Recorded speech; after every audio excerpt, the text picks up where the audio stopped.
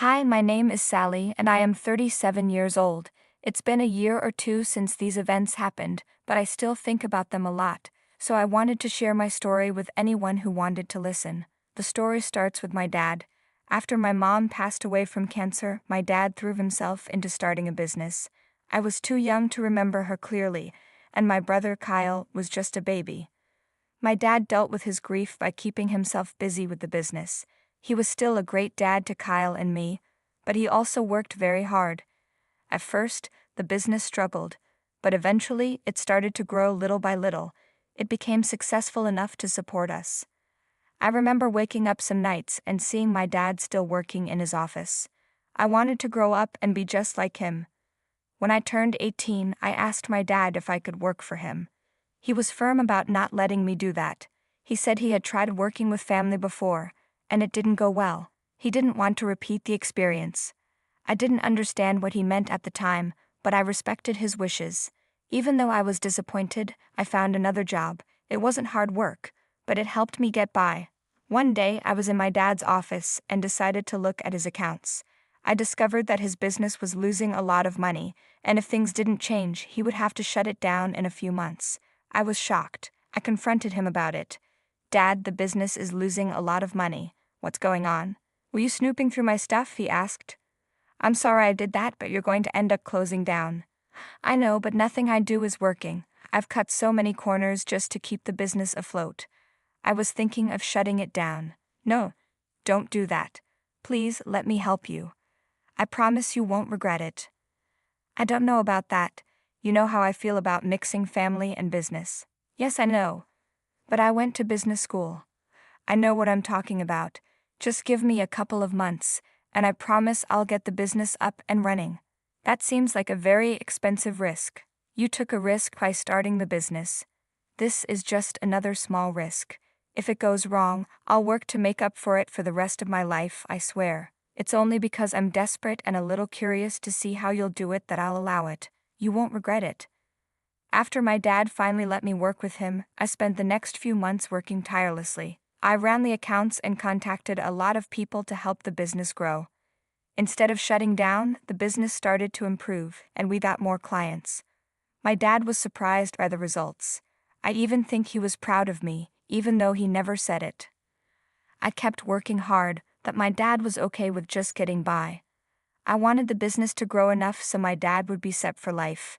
Dad was happy and helped me a lot initially, working hard with me, but as time went on, he let me handle things.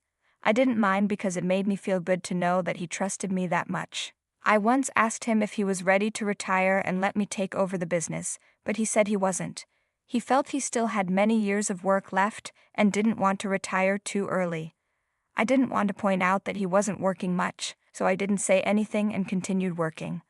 About 8 years into working for my dad, my brother Kyle decided he wanted to join the company too. I was okay with my brother Kyle joining the company, but I wasn't happy when he became a co-CEO with me. I didn't say anything because ultimately my dad had the final say in the business. Kyle didn't actually work much, but I didn't mind as long as he wasn't hurting the business. It continued to grow and expand, and we were making millions in profits. We were making more money than we ever imagined. As my dad's retirement got closer, I waited for him to announce that he would hand the company over to me. I remember it was Kyle's birthday when Dad made his big announcement. We went over to Kyle's place for a small birthday dinner. It was a nice time, although I was very tired from work. After dinner, Dad made his announcement. "Happy birthday, son." "Thanks, Dad. Glad you could make it." "Of course. Why wouldn't I be here? Plus, I have a huge surprise for you." "A surprise? What is it?" "Well, I've been thinking about this for a while, and I think it's time for you to run our business." "What? Oh my God, Dad, thank you so much. You can't be serious. I worked my butt off for the past 10 years while Kyle's only been here for 2 years, and you're giving him the job. It may have only been 2 years, but Kyle really stepped up and look at how well we're doing." "Are you kidding me? Kyle barely worked. I did everything. He only signed papers and approved things. I still think he deserves it." "Thanks, Dad. No need to be so jealous, Sally. Don't worry, you can keep working with me. I'll even give you a raise if you'd like." "No, I'm out. You guys can take your stupid business and shove it. I won't stand for this disrespect. I've put up with a lot, but this is where I draw the line. Don't even think of calling me. I'm done with you guys. Oh, come on, Sally, don't be like that. Bye. I stormed out of the house and slammed the front door. How dare they treat me like this? Did they even know how many nights I gave up sleep to work? Did they know how many eye drops I used because I spent so much time looking at my screen that my eyes dried out? Did they know that no matter how sick I was, I still came to work? I took a maximum of 4 months off in 10 years. My social life was non-existent, my romantic life was non-existent. I had no life other than the business, and I loved it. I loved seeing my work pay off. I loved watching us grow from a small business in a corner store to this $1 million company with its own building. I was proud of myself. But for all that to get thrown away so easily to my brother, who never showed interest until he found out how much our company was worth, I was livid. I was hurt. I felt betrayed. I was the one who stood by my dad when we were about to lose our business. What did Kyle even do? He just sat in his office all day playing games on his phone or watching videos online. Whenever we had meetings, he stayed quiet and looked to me to make decisions. It was already insulting enough that Dad made him the co-CEO with me, but for Dad to give the entire business to Kyle was unacceptable. When I got back home, I felt a mix of emotions. I broke down and cried. I always knew that Kyle was my dad's favorite. I saw it growing up when Kyle just had to mention something, and Dad would get it for him, while I had to beg for things or save up and buy them myself. I hoped that working so hard would make Dad realize how good I was and appreciate me. In the end, he still favored Kyle, and it hurt so much. I let myself wallow in my pain for a long time. Dad and Kyle kept trying to reach out to me, but I blocked them. I didn't want to hear anything from them. Knowing them, they would only say I was being a baby and overreacting. I knew I wasn't. Any sane person would feel hurt. I wallowed for about a week, and then I decided to take care of myself. I went out and shopped, had spa days, and ate properly for the first time in a while. I initially wanted to let go of everything, but I found that the anger in me just wouldn't go away. To be fair, 10 years is a long time to dedicate to one thing, so I decided to use my brain to figure out a way to get back at my dad and brother. I knew I couldn't do anything significant on my own, so I decided to reach out to my Uncle Hank, my dad's brother. Uncle Hank had his own business, and he and my dad had a falling out about 14 years ago, but I never knew why. I was just hoping that reaching out to him would be my lucky break. When I told Uncle Hank what my dad had done, he said he would come over and help me get even. I was excited. I guessed that my uncle was still upset about whatever my dad did that caused their falling out. I remember Uncle Hank and Dad being super close when I was growing up, and then suddenly, Uncle Hank stopped coming around. When I asked Dad about it, he just said they had a fight, and that Uncle Hank wouldn't be coming over anymore. Uncle Hank didn't hold it against us kids and still found ways to stay in touch. Kyle didn't really care, but I loved Uncle Hank. He was this happy-go-lucky guy who always knew how to make a good joke. Plus, he spoiled me a lot. I guess he saw how spoiled Kyle was and decided to treat me the same. Uncle Hank showed up at my place about 3 hours later. Hey Sally, sorry for the delay. I got caught up in some work and then traffic. It's okay, come in. So my piece of crap brother used you to help grow his business and then kicked you out, huh? That sounds familiar. Yeah, it sucks. What do you mean by familiar? You were way too young to know this, but I was your dad's business partner. He worked me like a dog, and when he saw us growing, he pulled some messed up stuff and pinned it on me. Then he threw me out. Oh God, that's horrible. Why would he do that? Well, he didn't want to share profits. At least that's my best guess. Did you do anything to him? I didn't have any resources or anyone to help me out. I just had to let it go. Well, then we can get revenge on him together. He will learn that he can't get away with cheating other people. That we will. I felt so bad for Uncle Hank. Sure, he had his own business, but it wasn't as successful as my dad's.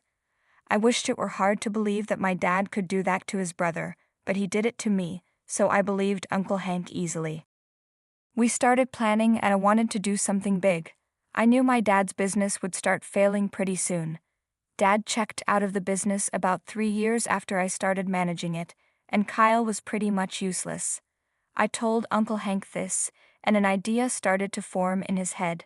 He asked me how I'd feel about starting a business in the same field as my dad's. I loved that idea. Uncle Hank was willing to lend me some land to start the business, but I asked him how he'd feel about buying another plot. He was confused at first, but then I explained that there was an empty plot right next to my dad's business. It would be like rubbing salt in the wound for my dad once he starts losing clients. It was a bit risky to buy a whole plot of land and start a business just for revenge, but both of us were hurt and angry enough to do it. Over the next 2 months, we started working on our plan. We purchased the plot of land, which was about 5 times larger than the one my dad's business sat on. We registered our business and handled all the legal paperwork. Our grand plan was to steal my dad's employees once his business started to tank. Uncle Hank and I spent a lot of time working out the logistics of everything we needed for our revenge. Since I had managed my dad's business and brought in many clients, I had a lot of contacts.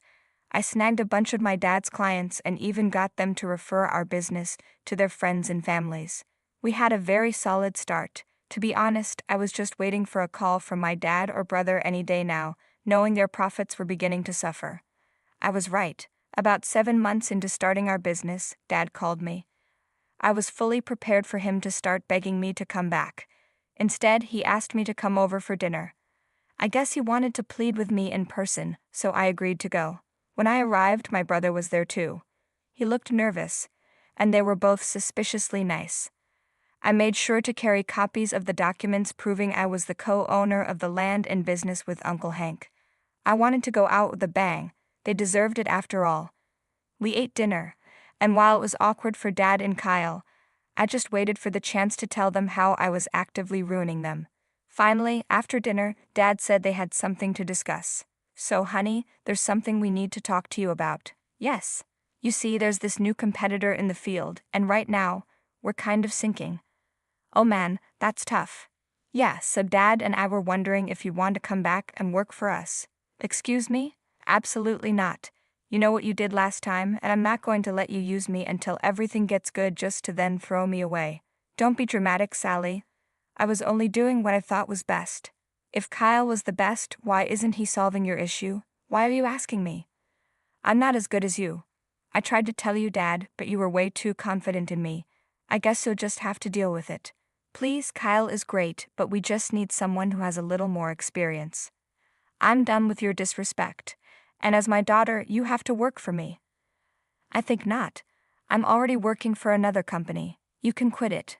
I don't care. You're going to come back.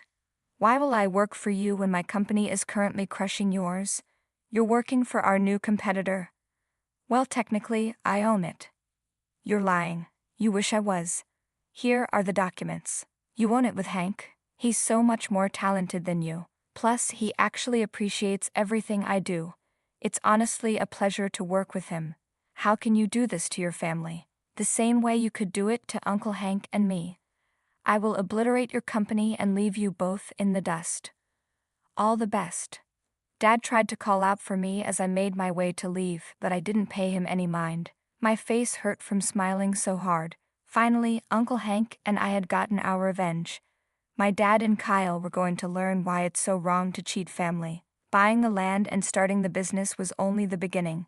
Thanks to my good rapport with a few of the employees at Dad's business, I spread rumors about the company's instability and the possibility of most employees losing their jobs. I also began circulating rumors about job openings at my new company. We had a lot of applicants.